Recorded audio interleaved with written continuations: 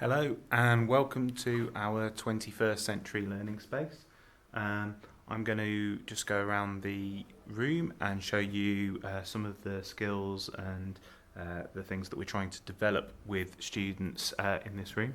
You can see already, hopefully, from around the room that all of the seating is very bright, it's very colourful, and the whole point of it is that we can customize the room to however the teachers want. Currently there's five teachers teaching in this room, and you can see that there are some soft seating that can be moved around, that can be put in an area where people just want to sit around and chat about topics.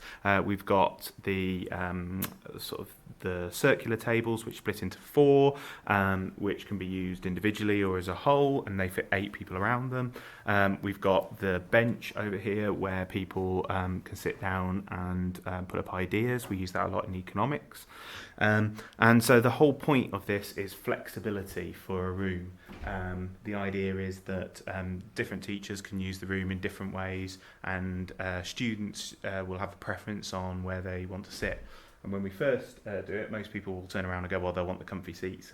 They'll want to go and sit on the soft seats. And that's true for some students, but for many, they actually quite like traditional seating, of which it's there. We've also got the breakfast bar area that people can sit down at and do work if they want to.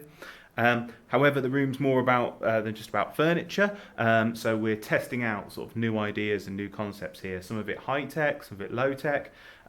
So you can see here that whilst the teacher PC over in the corner is just our standard page, what we've got down here, and if I leave that there just for a second, is a student laptop whereby they are working, but at the same time, if I just turn that around, you'll be able to see that that also comes up on the screen. So if I click on the collaboration area, it'll just take a second and it pops to the collaboration area, and that's where a number of the classes keep all of their work that are taught on here. So that's using OneNote, which we'll go through in some of our sessions.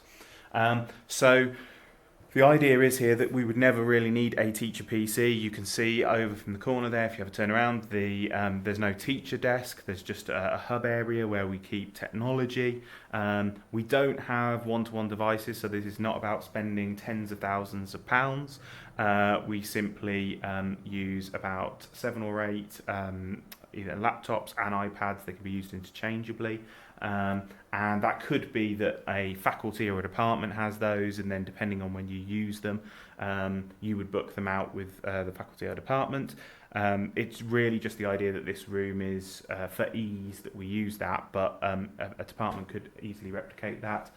But we don't always necessarily go high tech. So 2 of the things which have been really popular, if we come over here, is a large magnetic whiteboard that's been lowered from a normal whiteboard, and students put ideas on there. So in economics, I use it a lot for students doing diagrams and talking things through.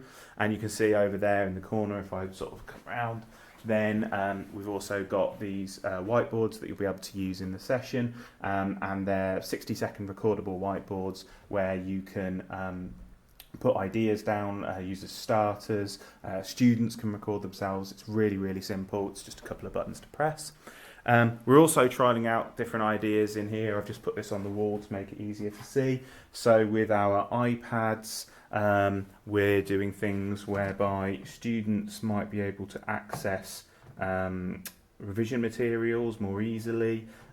So for example, there's this that we use. Hi everybody, you're looking to prepare and revise for your paper 3 examination, a very, very important exam, considering it's weighted exactly the same as your paper 1 and your paper. So I think you've got the idea on that one. So the idea on there is that there's an image that people take a picture of, and they put it up somewhere, although we could just take a picture of the wall and make a hidden one where students have got to go around and find those ideas.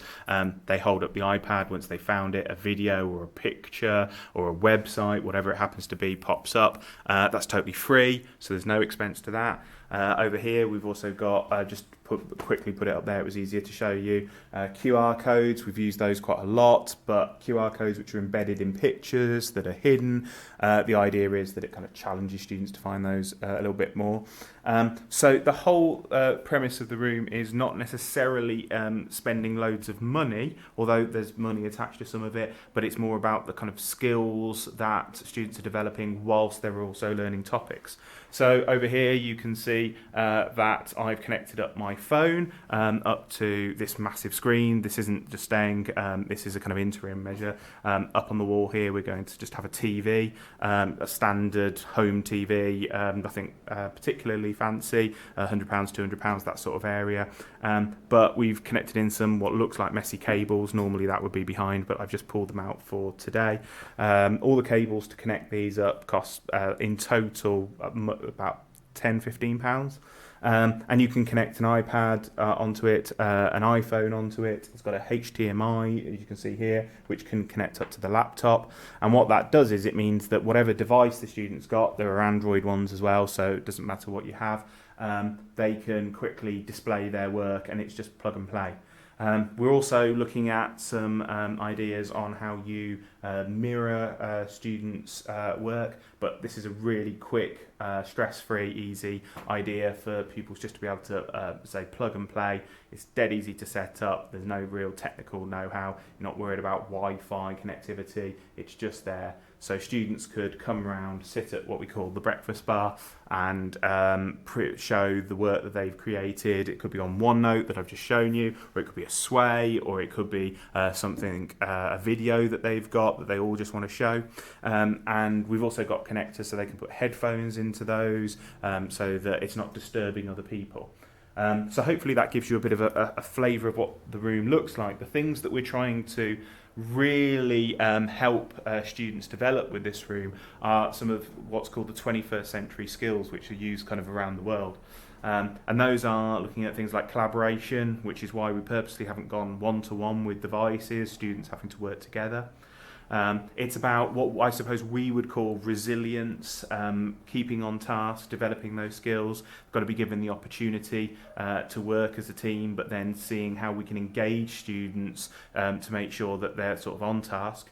Looking at problem solving, so one of the things in the session you'll be given an opportunity to do is do a breakout task where students have got to are faced with a problem and faced with an issue.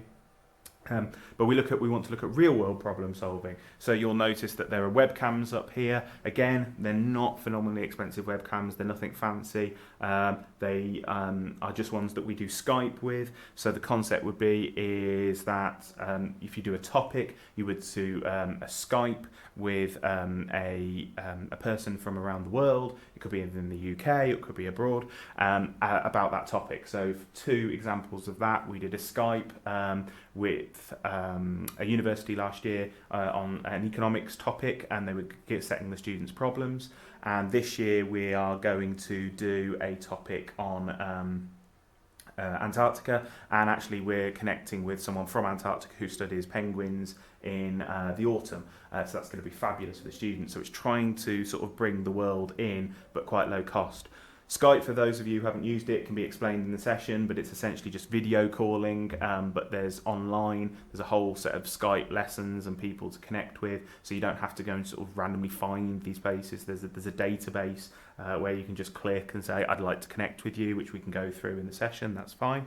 And also, obviously, the use of technology and IT. There are costs associated with this, there's no getting away from it. But what we've tried to do is use a whole range of different technologies. So we've got iPads, we've got laptops, we've got some hardwired cables, we've got, you can see here, a 360-degree camera. But the idea is you wouldn't necessarily have a room with all of these things in. We've just put them here, and I've kind of stolen ideas from other bits department around the school and then kind of added in bits. And you might turn around and go, well, actually, Skype is relevant for me. I'm not sure it is, but actually the ability for students to be able to collate work through OneNote is a great idea, or maybe actually the idea of the cables to connect into a TV that we have in one of the rooms, or is it that actually we don't want all of our room like this because it's that isn't going to work for the way that we teach, but instead of having the whole room set up like that, we just get one different table, and actually if we're doing some of those work, it could even be, well, actually are the whiteboards useful for us for a topic we do. I mean, the little recordable whiteboards that I showed you earlier, are something in the region of about £7 or £8. I think you can get them even cheaper than that if you buy kind of a class set of them. So we're not talking hundreds and hundreds of pounds. The idea is that actually it's accessible for most departments. No, you wouldn't necessarily have each room like this, but if we can develop some skills and use that technology to really enhance what we're already doing as great learning, that's what we're all about with this room. Thanks a lot.